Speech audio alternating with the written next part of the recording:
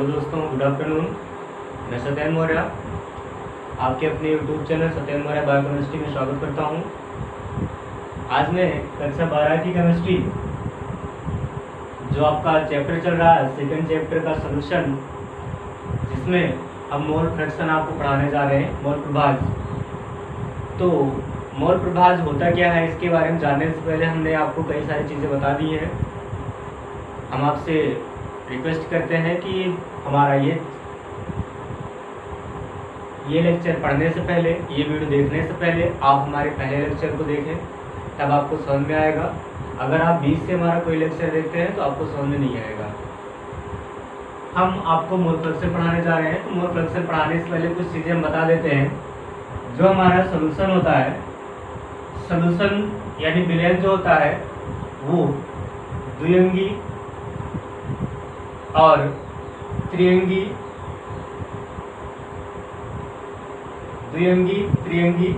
Binary बोलते हैं English में, बाइनरी, और इसे बोलेंगे ट्राइनरी सॉल्यूशन। अब बाइनरी का मतलब क्या है, बाइनरी और ट्राइनरी का मतलब क्या है, हम बाइनरी को जान लेंगे, ट्राइनरी खुद ही जान जाएंगे। देखिए बाइनरी क्या है, हम बोलते हैं वह सॉल्यूशन यानी ऐसा विलयन जिसमें दो या दो से अधिक घटक उपलब्ध हो, यानी वह विलयन जिसमें दो घटक मौजूद हो। जैसे अगर हमने किसी विलयन की बात की है तो विलयन में क्या क्या होता है, विलायक होता है और क्या होता है, विलेय होता है। दो चीज़ें होती हैं, विलायक और विलेय। तो यहाँ पर एक आपका क्या है, विलायक है, ए मान लेता हूँ विलायक को, और एक आपका क्या है, विलेय है, बी मान लेता हूँ। लेकिन यहाँ पर कह रहे हैं कि दो कंपोनेंट उपस्थित हों। ये तो विलयन हो गया, लेकिन विलयन में दो घटक और, यानी विलायक को छोड़कर दो घटक और उपस्थित हो। तो एक घटक हम और ले लेते हैं सी, यानी ये भी हमारा क्या है, विलेय है। तो जब हमारे विलयन में दो घटक उपस्थित होते हैं तो वो कैसा विलयन कहलाता है, कैसा विलयन कहलाएगा, बाइनरी यानी द्विअंगी विलयन कहलाता है। त्रिअंगी फिर क्या हो जाएगा, जिसमें वह विलयन जिसमें तीन घटक उपस्थित हों। तो यहाँ पर हम जो मोल प्रभाज पढ़ाने जा रहे हैं, मोल फ्रैक्शन जो पढ़ाने जा रहे हैं, इसमें द्विअंगी विलयन के लिए ही रहेगा। तो द्विअंगी विलयन के लिए हमारा जो मोल फ्रैक्शन हो जाएगा, मोल प्रभाज हो जाएगा, उसकी परिभाषा क्या होगी, परिभाषा यह होगी, यहाँ पर देखिए जो हमारा विलयन है, विलयन में हम कह रहे हैं कई सारे घटक हैं। मान लीजिए आपने कई सारा घटक लिया है, जो हमने सोल्यूशन बनाया है, जो हमने विलयन बनाया है, उस विलयन में आपने लिया है चीनी, पानी और ले लिया आपने नींबू। तीन चीज़ें ले ली, ए, बी और ये सी। तीन कंपोनेंट हमने लिया है विलयन बनाने के लिए। तो विलयन बनाने के लिए जो तीन कंपोनेंट लिया है, तीन घटक लिया है, उनमें से एक एक घटक का जो अनुपात होगा, यानी जो एक घटक का अनुपात होगा, वो पूरे विलयन में उपस्थित जो घटक हैं उनके अनुपात की क्या होगा, मोल प्रभाज होगा। मोल प्रभाज कहलाएगा वही। तो एक परिभाषा क्या हो जाएगी, किसी घटक, परिभाषा लिखेंगे, किसी घटक के मोलों की संख्या, किसी घटक के मोलों की संख्या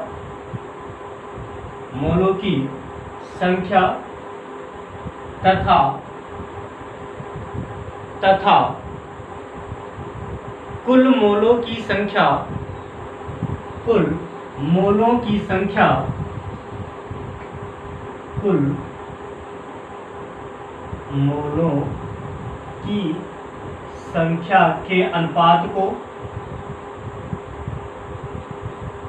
मोल प्रभाज कहते हैं। विलयन का मोल प्रभाज कहते हैं।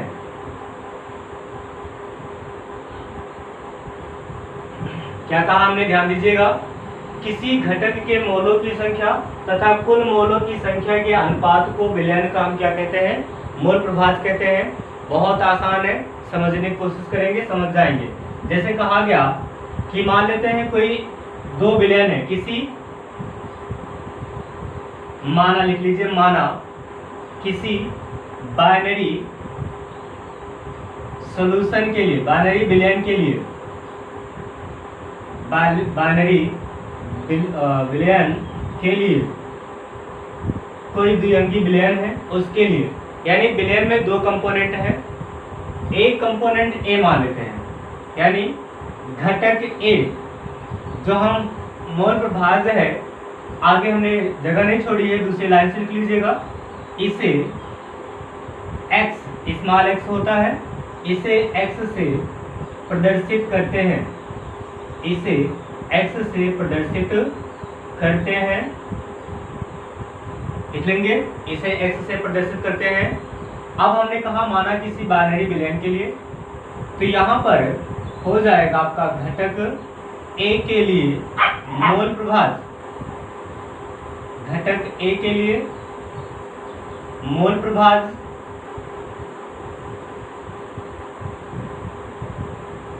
क्या हो जाएगा, XA, XA इक्वल टू क्या हो जाएगा, यहाँ पर XA इक्वल टू हो जाएगा NA अपान NA प्लस NB। देखिए यहाँ पर थोड़ा सा समझ लेते हैं, अब यहाँ से ज़्यादा हमें आसानी होगी समझने में, डिफिनीशन कम समझ में आ रही है। हमने कहा कि कोई आपका विलयन है, कैसा विलयन है, बाइनरी विलयन है, जिनमें दो कंपोनेंट हैं, यानी A प्लस क्या है, B है, A प्लस B मिलकर क्या बना है, यहाँ पर विलयन बना है। जब A प्लस B मिलकर यहाँ पर विलयन बना है, तो A एक घटक हुआ, B क्या हुआ, एक घटक हुआ, यानी दो घटक हुए। तो A घटक के लिए जो मोल प्रभाज्य होगा वह A की मोलों की संख्या, जब पूरा जो हमारा A है, A की मोल यानी A को हमने कितनी मात्रा में डाला है, उस विलयन वो विलयन बनाने के लिए हमने A को कितनी मात्रा में डाला है वह, तथा टोटल विलयन यानी विलयन जो हमारा बना है, टोटल विलयन में घटकों की संख्या, यानी विलयन में टोटल घटकों की संख्या, तो वही हमारा क्या कहलाता है, मोल प्रभाज्य कहलाता है। अगर हमने A के लिए निकाला है तो यहाँ पर निकालना पड़ेगा आपको घटक B के लिए, घटक B के लिए मोल प्रभाज्य क्या हो जाएगा, बहुत आसान है, आप समझ गए होंगे, XB इक्वल टू क्या हो जाएगा, NB अपान NA प्लस ND। क्या हो गया, देखिए बहुत आसान है। अब हम यहाँ से आसानी से समझ सकते हैं कि हमारा जो फार्मूला है क्या कह रहा है, फार्मूला हमारा कह रहा है XB, चाहे मैं B के लिए बात करूँ चाहे A के लिए बात करूँ, एक एक कंपोनेंट के लिए, एक एक घटक के लिए हमको बात करना है, तो XB इक्वल टू क्या हो जाएगा, NB अपान NA प्लस NB। इसका मतलब क्या है कि हमारा जो विलयन है, विलयन हमारा क्या है, A प्लस B है, विलयन हमारा क्या है, A प्लस B, यहाँ पर मोल लिख दिया गया, NA प्लस NB यानी मोल है, N क्या होता है, मोल, नंबर ऑफ मोल, N बराबर क्या होता है, नंबर ऑफ मोल्स होता है, और मोल किसी का भी हो सकता है, मोल जो है वो घटक यानी विलय का भी हो सकता है और विलायक का भी हो सकता है, घटक ही है, नंबर ऑफ मोल्स है। तो यहाँ पर A प्लस B है और यहाँ पर B है, यानी B बटा A प्लस B, B क्या है, घटक B है, A प्लस B क्या है, विलयन में उपस्थित है। तो यहाँ पर कह रहा है घटक B का जो मोल प्रभाज्य होगा वो घटक B और टोटल विलयन में उपस्थित घटकों के अनुपात को ही हम कहते हैं मोल प्रभाज्य। हो गया, समझ गए, ये फार्मूला आप नोट कर लीजिएगा और ये डेफिनेशन नोट कर लीजिएगा। बाकी हम लोग अब जो हम पढ़ते आए हैं अभी तक उसके बारे में थोड़ा सा हम ध्यान देंगे। हमने पढ़ा है नॉर्मलता पढ़ा, मोललता पढ़ा, मोलरता पढ़ा। तो हमारा जो नॉर्मलता है, मोललता है, इसे नोट कर लीजिएगा स्क्रीनशॉट लेकर। एक तरफ से हम अब चल रहे हैं न्यूमेरिकल की ओर। हमने आपसे कहा था कि आप जो है अपने सारे सूत्र तैयार कर आइएगा ताकि न्यूमेरिकल बताते समय दिक्कत ना हो, ना आपको दिक्कत हो ना हमें दिक्कत हो। जब तक आपको फार्मूला नहीं तैयार रहेगा तब तक आप न्यूमेरिकल नहीं सॉल्व कर पाएंगे। जब आपको फार्मूला तैयार हो जाएगा तब आप न्यूमेरिकल सॉल्व कर पाएंगे, नहीं तो नहीं कर पाएंगे। और ये एक ऐसा चैप्टर है अकेला, पूरी केमिस्ट्री में एक ऐसा चैप्टर है जो आपको न्यूमेरिकल लगाना सिखा देगा। अगर आप मन से न्यूमेरिकल सॉल्व करते हैं तो न्यूमेरिकल आप सॉल्व करना सीख जाएंगे, न्यूमेरिकल बनाना सीख जाएंगे, आपको कभी भी दिक्कत नहीं होगी। लेकिन मन लगाकर नहीं पढ़ेंगे तो आप न्यूमेरिकल कभी नहीं सॉल्व कर पाएंगे। देखिए यहाँ पर क्या कहा गया है, नॉर्मलता। नॉर्मलता की डिफिनेशन क्या होती है, नॉर्मलता की परिभाषा यही होती है कि 1 लीटर विलयन में विलय की तुल्यांकों की संख्या 1 लीटर विलयन में, कोई विलयन कितना हो 1 लीटर हो, उसमें विलय की तुल्यांकों की संख्या विलयन की क्या कहलाती है, नॉर्मलता कहलाती है। यानी कि कह रहा है यहाँ पर आपका कह रहा है कि कोई विलयन कितना है 1 लीटर है, तो 1 लीटर है तो उसे हम 1 लीटर से किसमें पहले कन्वर्ट कर लेते हैं, ml में कन्वर्ट कर लीजिए। B है यानी लीटर है तो यहाँ पर किस में हो गया in ml, मैंने ml में कर लिया। विलय की मोलों की संख्या, विलय की मोल कहा गया, यानी यहाँ पर मैं कह सकता हूँ विलय की मोलों की संख्या, ठीक है। यहाँ पर इनटू उसके तुल्यांकी भार, यहाँ पर लिख देता हूं मैं, तुल्यांकी भार कह रहा है कि 1 लीटर विलयन में उपस्थित विलय की मोलों की संख्या उसके तुल्यांकी भार के तुल्यांकों की संख्या ही क्या कहलाती है, विलयन की नॉर्मलता कहलाती है, ठीक है। तो यहाँ पर मैं इसको दूसरी तरह से कन्वर्ट करता हूँ, यहाँ पर लिख देता हूँ NB इंटू 1000 अपान तुल्यांकी भार जो होता है, तुल्यांकों की जो संख्या होती है, इसे E से प्रदर्शित करते हैं, किससे, E से। लेकिन एक चीज हमें ये देखना है कि किसका तुल्यांकी कह रहा है, क्या विलय का कह रहा है या विलाय का कह रहा है, कह रहा है विलय का तुल्यांकों की संख्या, विलय यानी EB इंटू V किसमें रहेगा, in ml। अब यहाँ पर NB क्या है, मोलों की संख्या है, N बराबर हमको पता होता है W अपान क्या होता है M, वेट बटा अणुभार, यानी इस कोई जो आपने जो विलय डाला है उसका कितना द्रव्यमान है और उसके द्रव्यमान के बटा कितना उसका अणुभार हो जाएगा। तो यहाँ पर हम क्या कर देंगे, यहाँ पर अगर NB है यहाँ पर NB ले लीजिए, यहाँ पर NB हो जाएगा, यहाँ पर MB हो जाएगा, इतना हो गया।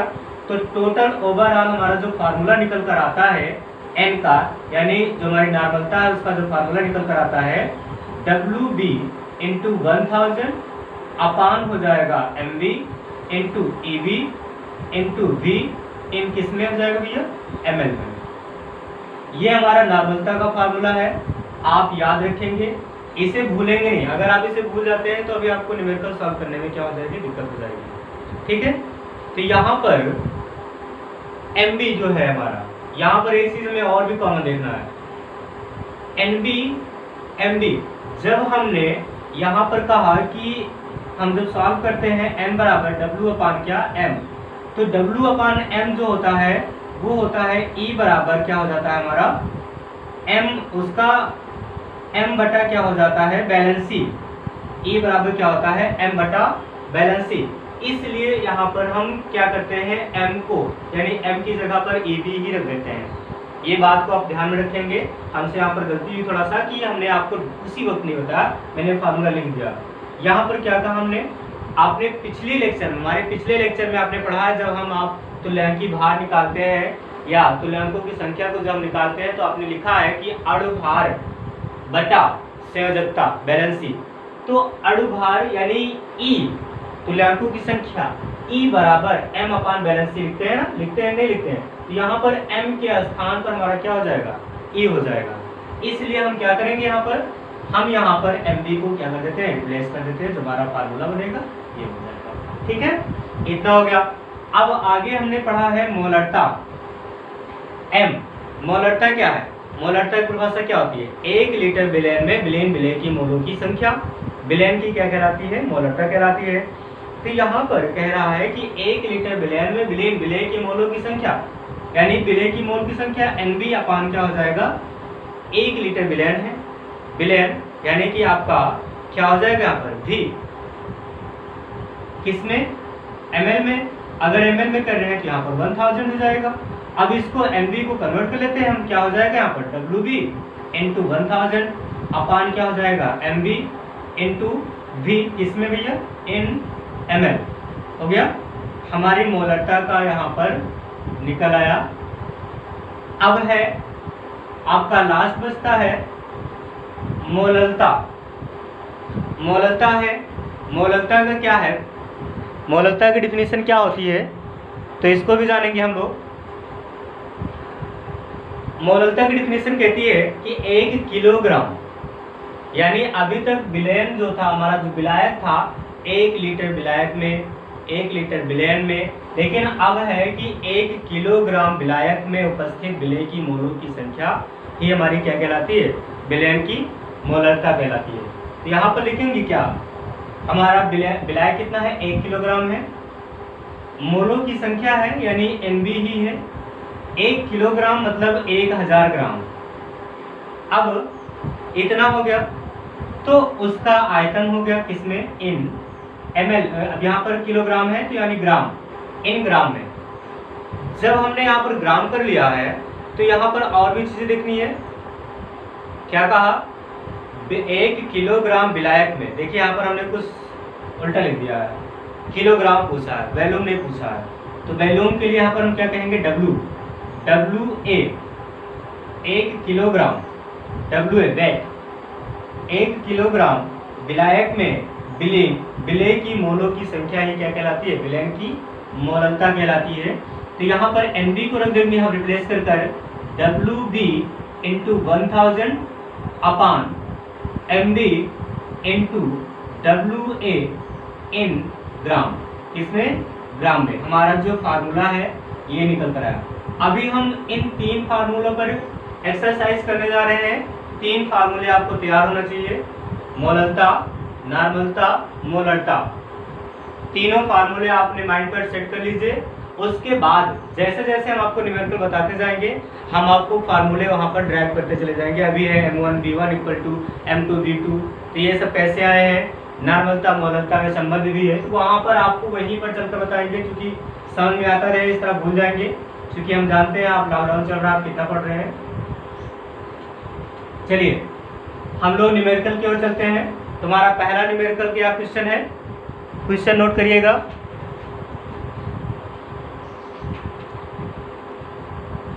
पहला क्वेश्चन है आपका, देखिए यहाँ पर क्या कह रहा है, उस विलयन की मोलरता की गणना कीजिए जिसमें 5 ग्राम Na450 ml विलयन में घुला है। तो यहाँ पर हमें फाइंड क्या करना है, मोलरता फाइंड करनी है। गिवन वैल्यू क्या क्या हमको ये पता करना है। जब आप गिवन वैल्यू पता कर लेंगे तो आपको न्यूमेरिकल सॉल्व करने में बहुत आसानी होगी, क्योंकि क्या नहीं पता है, क्या ज्ञात करना है, वो हमको निकल आएगा आसानी से। फार्मूला आपको तैयार ही होगा। देखेंगे हमें पहले लिखना है सॉल्व में गिवन वैल्यू हमको पता करनी है। गिवन क्या क्या दिया गया है, यहाँ पर ए दिया गया है, ए मतलब विलायक, विलायक दिया गया है। यहाँ पर उस विलयन की मोलरता की गणना ज्ञात कीजिए, गणना कीजिए जिसमें 5 ग्राम Na450 ml विलयन में घुला हुआ है। यानी विलायक जो है वो नहीं बताया गया है, विलय हमारा बताया गया है। विलय हमारा क्या है, NaOH है। अगर हमारा विलायक नहीं बताया गया तो हमको उसको क्या मान लेना है, जल यानी वाटर मान लेना है। तो यहाँ पर हम A भी मान लेते हैं, क्या, H2O यानी वाटर मान लेते हैं। अब वेट, यहाँ पर वेट दिया गया है किसका, विलायक का, सॉरी विलय का, विलय का वेट दिया गया है कितना, 5 ग्राम। विलायक का आयतन दिया गया है, विलायक का आयतन दिया गया है V कितना है, 450 ml, 450 ml दिया गया है। आगे कुछ और भी कहा गया है, नहीं कहा गया। अब हमें फाइंड क्या करना है, मोलरता फाइंड करनी है। मोलरता यानी कैपिटल M फाइंड करना है। तो फाइंड करने के लिए जो हमारा कैपिटल M है, तो कैपिटल M का फार्मूला क्या होता है, मोलरता का फार्मूला क्या होता है, हमें ये फार्मूला पता होना चाहिए। फार्मूला हमारा क्या हो जाएगा, अभी अभी आपने बताया है, जो हमारा फार्मूला होता है यहाँ पर WV इंटू 1000 अपान MB इंटू क्या हो जाएगा, इंटू क्या हो जाएगा, V, क्या, V इन ml। तो यहाँ पर सारी वैल्यू आपको दे दी गई है, एक वैल्यू हमको नहीं पता है, क्या, MB नहीं पता है। MB निकालना आपको बताया गया है, आप निकाल लीजिए। किसका, B मतलब विलय का हमको क्या निकालना है, मॉलिक्यूलर वेट। जब मॉलिक्यूलर वेट निकालेंगे तो यहाँ पर देखिए सोडियम का कितना होता है, 23, सोडियम का 23 होता है, Mb बराबर हो जाएगा 23 प्लस ऑक्सीजन का 16 होता है प्लस हाइड्रोजन का 1 होता है, ओवरऑल कितना आ जाएगा 40। ऐड कर लेंगे तो हमारा कितना मिलेगा 40 मिलेगा यहाँ पर। तो यहाँ हमने क्या निकाल लिया, Mb भी निकाल लिया। अब हमें रख देना है, अपने पूरी वैल्यू को पुट कर देना है 40 इंटू 450।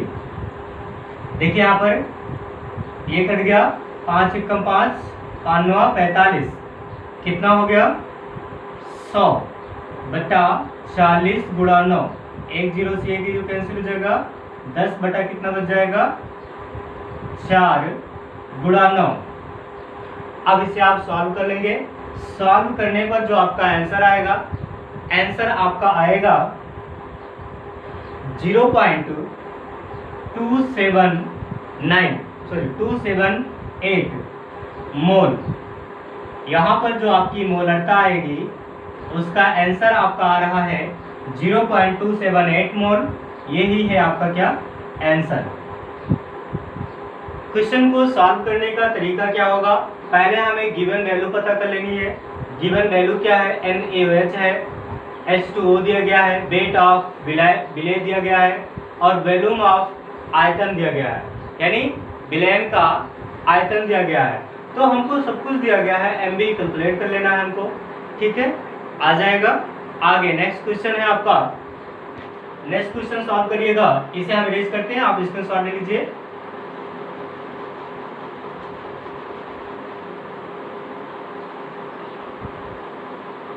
नेक्स्ट क्वेश्चन है आपका 2.5 ग्राम एथेनोइक एसिड को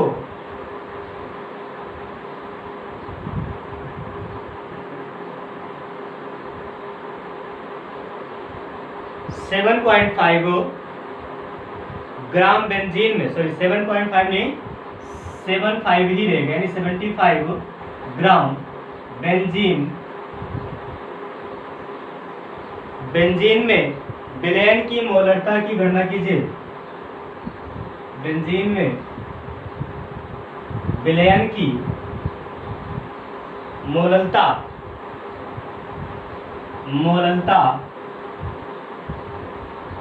की गणना कीजिए।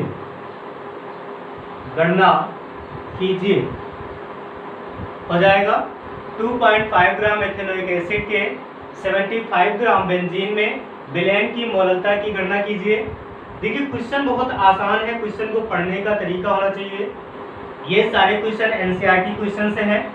यहाँ पर सॉल्व लिखेंगे, सॉल्व में हमें गिवन वैल्यू पता करनी है, गिवन क्या क्या दिया गया, यहाँ पर जो दिया गया उसे नोट कर लेते हैं, फिर आपको फाइंड हो जाएगा। देखिए यहाँ पर एक तो हमारा विलायक होगा, एक विलेय होगा, दो चीजें हैं, इससे ज्यादा दिया ही नहीं गया है। तो विलायक हमारा ए क्या है, यहाँ पर कैसे जानेंगे कि क्या इसमें विलेय है क्या इसमें विलायक है। तो जानने के लिए बहुत अच्छा सा तरीका है, हमने डिफिनेशन बताया था कि विलयन में जिस घटक की मात्रा ज्यादा होती है वही हमारा क्या होता है, विलायक होता है, और विलयन में जिस घटक की मात्रा कम होती है वही हमारा क्या होता है, विलेय होता है। यहाँ पर बेंजीन की मात्रा ज्यादा है और एथेनोइक एसिड की मात्रा क्या है, कम है। जब बेंजीन की मात्रा ज्यादा है तो हम इसे क्या मान लेंगे, विलायक मान लेंगे, और विलायक में हम लिख देंगे बेंजीन हो गया हमारा। फार्मूला लिख लेंगे C6H6, फार्मूला जरूर लिख लेंगे भैया। बी हमारा दिया गया है एथेनोइक एसिड,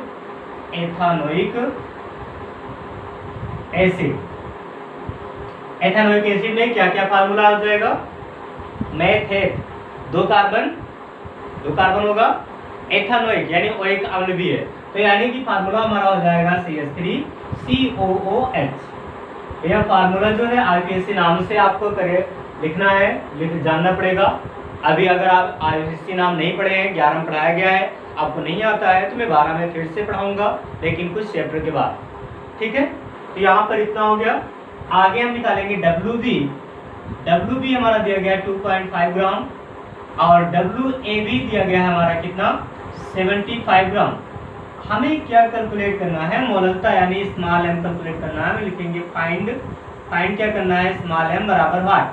तो यहाँ पर स्मॉल m का फार्मूला क्या होता है, फार्मूला हमको पता है, WB × 1000 upon MV into W A, किसमें, ग्राम में। तो यहाँ पर सारी वैल्यू को मालूम हो गई। अभी एक वैल्यू नहीं मालूम हुई है, किसकी, MV की। MV कैलकुलेट कर लेंगे 60 आएगा, इससे ज़्यादा नहीं आएगा, कैलकुलेट करना ही बता देता हूँ। 2 कार्बन है, लिख देता हूँ MV बराबर 2 कार्बन, एक कार्बन पर 12 होता है, यानी एक कार्बन का जो मॉलिक्यूलर वेट होता है वो कितना होता है, 12 होता है। तो यहाँ पर हम लिखेंगे 12 दूना 24। 4 हाइड्रोजन है, कितने हो जाएंगे, 4, एक हाइड्रोजन पर 1, 4 हाइड्रोजन 4। एक ऑक्सीजन पर 16 होता है, 2 ऑक्सीजन पर कितना हो जाएगा, 32। कैलकुलेट कर लीजिए कितना आ जाएगा, 6, और यहाँ पर कितना हो गया, 5, और 4 ये है, तो 6 4 10, यानी कि पूरा ये 60। ठीक है, ओवरऑल 60 आएगा। तो जब हम टोटल कैलकुलेट कर लेंगे तो MV बराबर हमको कितना मिल जाएगा, 60। वैल्यू पुट कर दीजिए, 2.5 इंटू 1000 अपॉन MV कितना आ गया, 60 इंटू इसका वेट कितना दिया गया, 75। ठीक है, वैल्यू इसे कैलकुलेट कर लेंगे, आपका आंसर आ जाएगा। जो आंसर आएगा उसे हम लिख लेंगे। अब मैं आंसर बता देता हूँ आपको, 0.55 मोलरता बराबर 0.55 मोल, इतना ही इसकी वैल्यू आ रही है। कैलकुलेट कर लीजिएगा, आपको आंसर इतना मिलेगा। इसके आसपास मिलेगा, कोई दिक्कत नहीं होगी, लेकिन पॉइंट से आगे नहीं आना चाहिए। 0.55, 0.56, 0.54 ऐसे होना चाहिए वैल्यू। ठीक है, चलिए नेक्स्ट क्वेश्चन है आपका 250। क्वेश्चन लिखिए, इसे नोट करना है तो आप अपने वीडियो को पॉज कर दीजिएगा, रोक लीजिएगा, रोकने के बाद आप लिख लीजिएगा, या फिर वीडियो को रिपीट कर लीजिएगा, या फिर आप स्क्रीनशॉट ले लीजिएगा। वीडियो की स्क्रीनशॉट ले लेना, स्क्रीनशॉट लेने के बाद आप वीडियो को लिख सकते हैं। और हम उन स्टूडेंट से रिक्वेस्ट करते हैं जो हमारे इस लेक्चर को पहली बार देख रहे हैं, तो हम उनसे कहते हैं कि भैया वो जाकर पहले शुरू से लेक्चर हमारा देखें, तभी उनको समझ में आएगा। क्योंकि जितने भी आपके फार्मूले हैं, नॉर्मलता, मोलरता, और भी आपके फार्मूले हैं, वेट ऑफ यानी आयतन भार प्रतिशतता, आयतन प्रतिशतता, द्रव्यमान प्रतिशतता, ppm में सांद्रता, ऐसी कई सारी सांद्रताएं के बारे में बात किया गया है। तो वहाँ पर आप जाकर हमारी पहली वीडियो, दूसरी वीडियो, तीसरी वीडियो, तो आप जाकर हमारी आप चौथी वीडियो पहुँचेंगे, तब देखिएगा, तब आपको ज़्यादा समझ में आएगा। अगर आप बीच बीच में पढ़ते हैं तो आपको समझ नहीं आएगा। आपको पढ़ाई करना भी है तो मन से करिए, नहीं पढ़ना है तो आपको कोई पढ़ा नहीं सकता है। चलिए 3 क्वेश्चन है, कह रहा है कि 250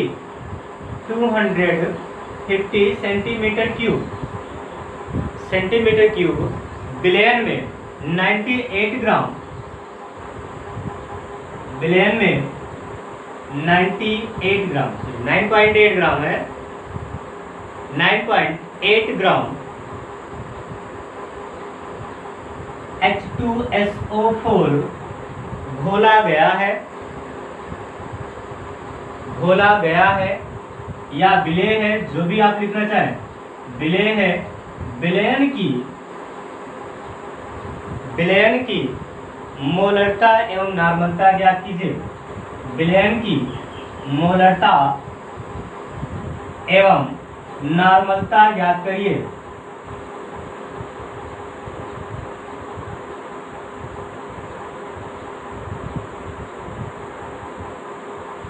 मैं आपको बार बार कह रहा हूँ भैया, क्वेश्चन को सॉल्व करना है तो आप पहले वीडियो देखिए, तब आप आकर हमारी दूसरी तीसरी वीडियो देखिएगा।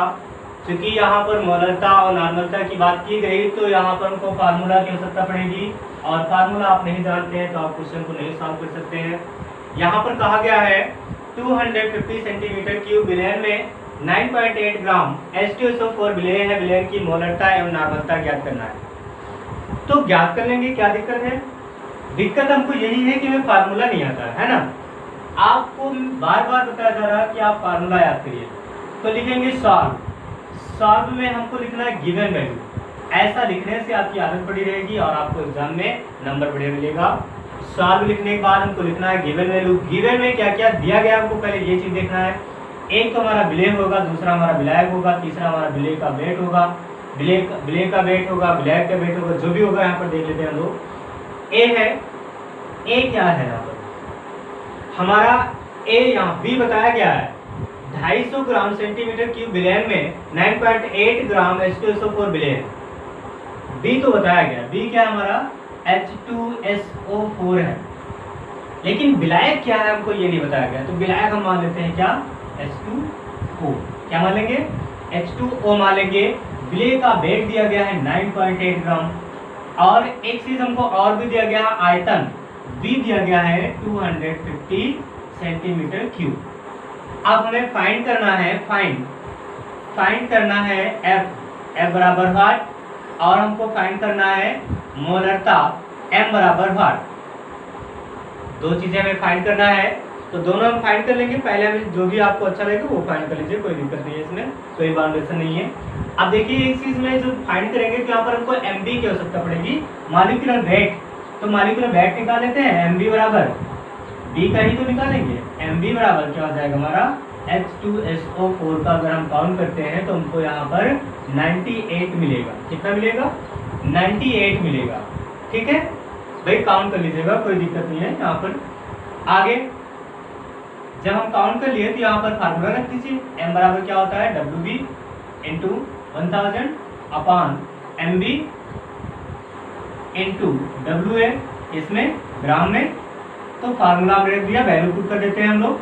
9.8 इंटू 1000 अपान 98 इंटू WA का मान कितना है भैया, WA वेट नहीं वैल्यूम है यहाँ पर, सॉरी वैल्यूम इन लीटर में रहेगा, ml में रहेगा।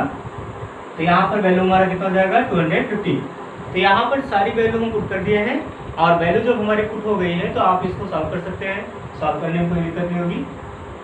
लीजिए सॉल्व हो गया, और यहाँ पर आ गया आपका 98 इंटू 100, और यहाँ पर हो गया 98, यहाँ पर हो गया 25, यहाँ पर इससे कैंसिल हो जाएगा 10/25। आपका जो आंसर आना चाहिए, मैं आंसर बता देता हूँ। आपका आंसर आएगा यहाँ पर 0.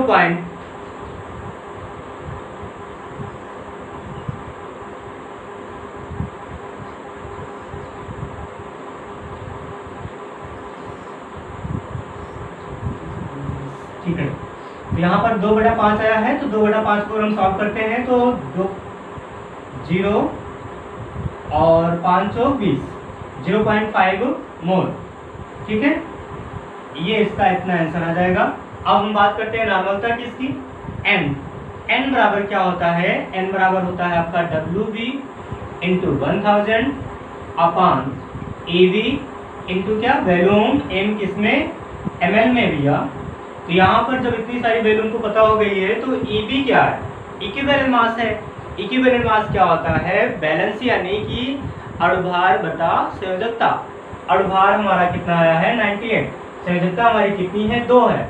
हमने आपको पहले निकालना बता दिया है, आप इसलिए पहले वीडियो में जाकर वहाँ पर देखें, फिर आपको समझ में आ जाएगा।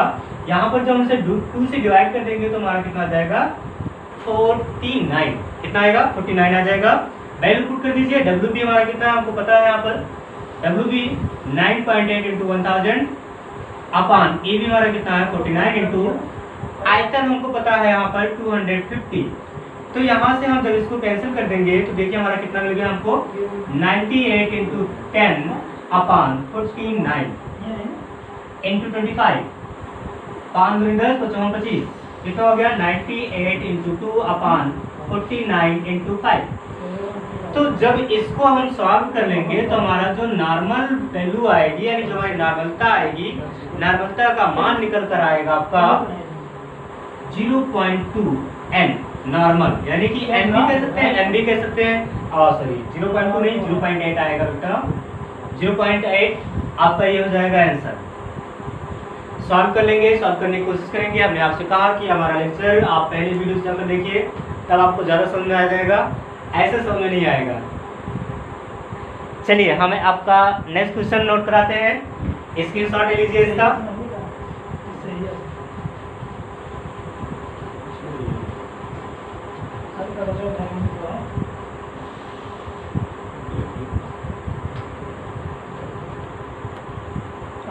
चलिए आपका दूसरा क्वेश्चन है, चलिए एक हम आपको मोल फ्रैक्शन के बारे में क्वेश्चन नोट कराते हैं। मोल फ्रैक्शन के लिए क्वेश्चन लिखिएगा 75 ग्राम बेंजीन में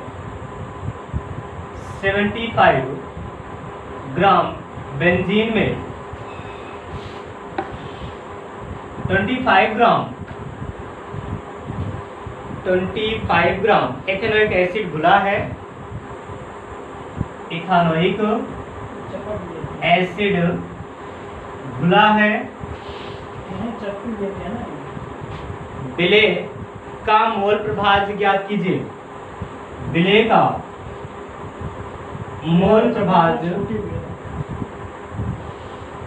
ज्ञात कीजिए। कह रहा है कि 75 ग्राम बेंजीन में 25 ग्राम एथेनोइक एसिड घुला है। विलेय का मोल प्रभाज्य ज्ञात करना है। तो हमने मोल प्रभाज्य को आपको डिफिनीशन में कहा है कि एक यानी कि जो एक घटक है उसका जो मोल प्रभाज्य होता है, विलयन में टोटल घटक जो है उसके मोलों की संख्या का जो अनुपात होता है वही उसका क्या होता है, मोल प्रभाज्य होता है। देखिए गर्मी हो रही है भैया, इसलिए पसीने आ रहे हैं, कोई दिक्कत नहीं है। हमें गिवन वैल्यू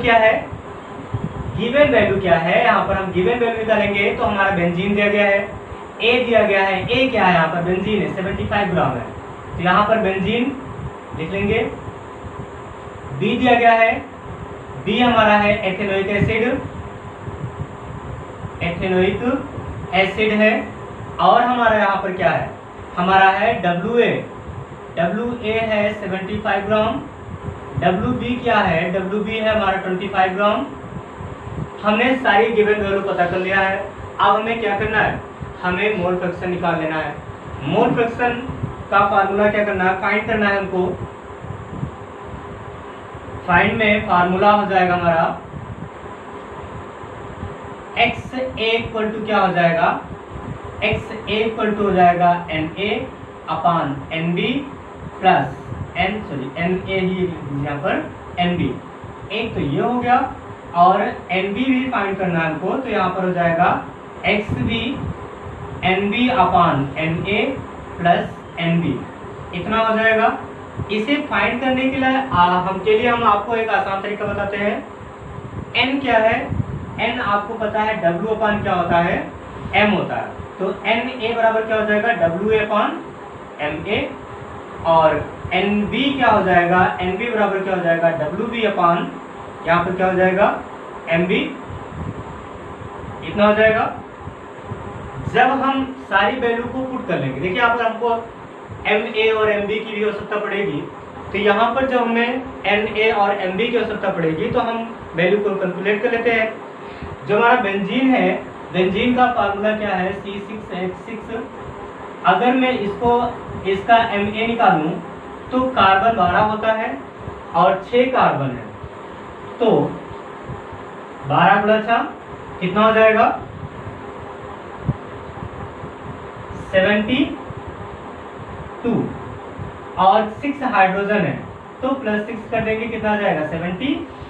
यानी MA बराबर कितना आ गया, 78। अब हमें MB निकालना है। MB का यानी कि इथेनोइक एसिड का फार्मूला भी हमें लिखना पड़ेगा, CH3COOH।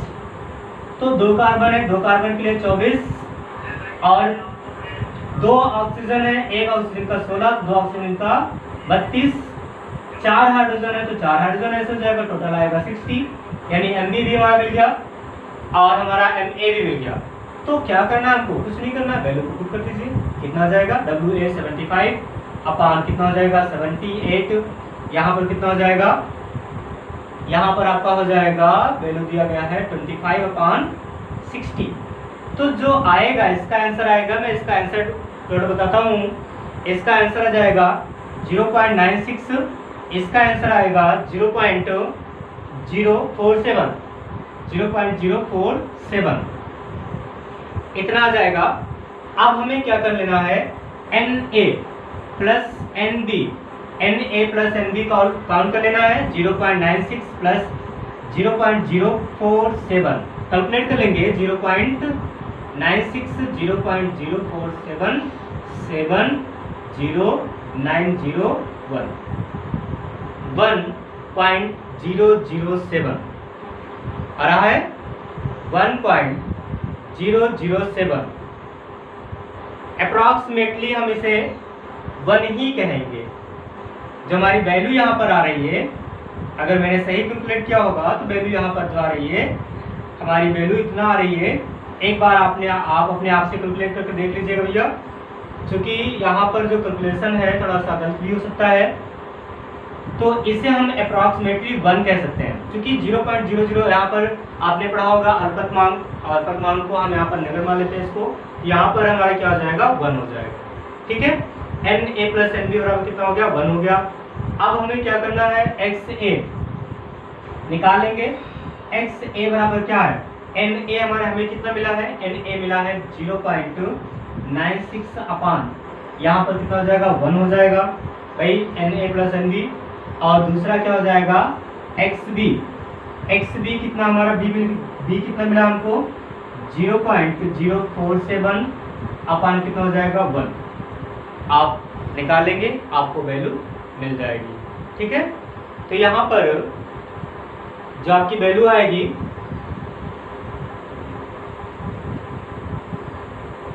तो ये आपका आंसर हो गया।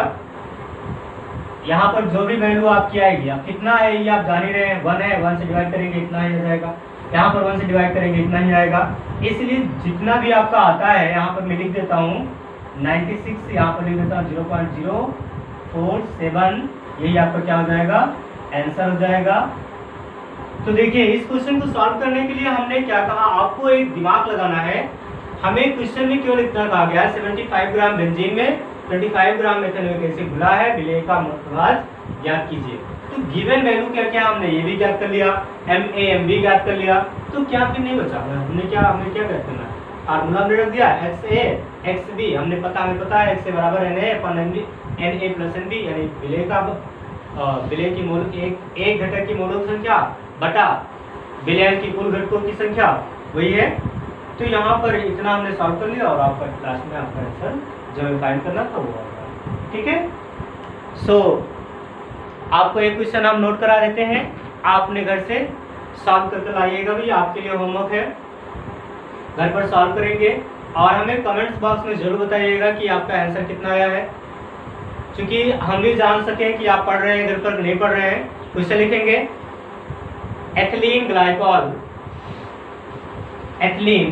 ग्लाइकॉल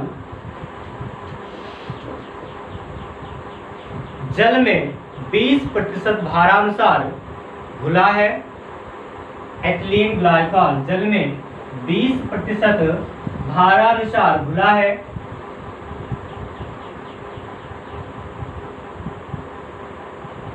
विलयन में एथिलीन ग्लाइकॉल का मोल प्रभाव ज्ञात कीजिए।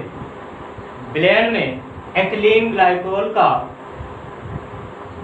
मोल प्रभाव ज्ञात कीजिए। क्वेश्चन नोट हो गया। अब इसमें मैं आपको एक चीज बता देता हूं, बाकी आप अपने आप से करिएगा। यहाँ पर एथिलीन ग्लाइकॉल का फार्मूला क्या होगा, फार्मूला आ जाएगा CH2OH एथिलीन ग्लाइकॉल हो गया, ये इसका फार्मूला है। आप यहाँ से MB निकालेंगे, MA निकालेंगे, जो आपका होगा। ठीक है, और उसके बाद आप लोग क्या करेंगे, इसको सॉल्व करेंगे। सो गाइस थैंक यू, धन्यवाद। हमारा वीडियो कैसा लगा, आप हमारे चैनल को यूट्यूब चैनल को सब्सक्राइब कर दीजिएगा, बेल आइकन दबा दीजिएगा, लाइक कर दें। और साथ में आपको मैं बता दूं कि हमारा वीडियो जैसा भी जा रहा है, यानी अच्छा जा रहा है, अच्छा पढ़ा पा रहा हूँ, समझा पा रहा हूँ, नहीं समझा पा रहा हूँ, आप समझ पा रहे हैं, नहीं समझ पा रहे हैं, हमें कमेंट्स बॉक्स में जरूर बताएं। आपको क्या नहीं समझ में आ रहा वो भी हमको बताएं, तो हम आपको बेहतर से बेहतर पढ़ाने की कोशिश करेंगे। एक ही क्वेश्चन को हम 2 बार 3 बार रिपीट करते हैं, तो इसका मतलब ये नहीं कि आप तेज हैं तो आपको दिक्कत हो रही है। जो बच्चे हमारे पास कमज़ोर हैं उनके लिए भी थोड़ा सा सबको साथ में लेकर चलना होता है, इसलिए 2-3 बार रिपीट कर देता हूँ। सो थैंक यू, आज के लिए धन्यवाद।